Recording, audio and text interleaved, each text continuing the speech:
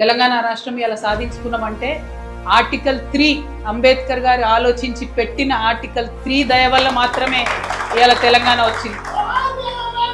అందుకోసమే అంబేద్కర్ గారి మీద ఉన్నటువంటి ప్రేమను ప్రదర్శించడానికి ఆయన 125వ జయంతి నాడు కేసీఆర్ గారు 125 అడుగుల అంబేద్కర్ విగ్రహాన్ని ట్యాంక్ బండ్ మీద ప్రదర్శించారు.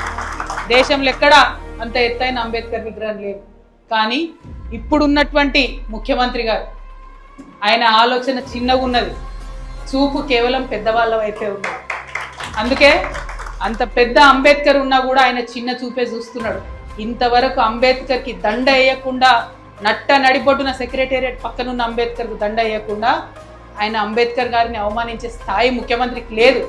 కానీ అంబేద్కర్ వారసులైనటువంటి మనందరినీ కూడా అవమానం చేస్తున్నాడు అన్న విషయాన్ని నేను ఈ సందర్భంగా తెలియజేస్తా ఉన్నా.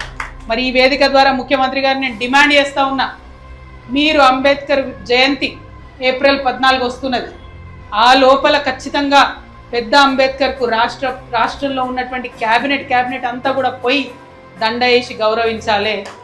లేదంటే ఏదైతే మీరు గేట్లు వేసి పెట్టినరో అంబేద్కర్కి వాటిని బద్దలు కొట్టుకొని మేమంతా పోతాం.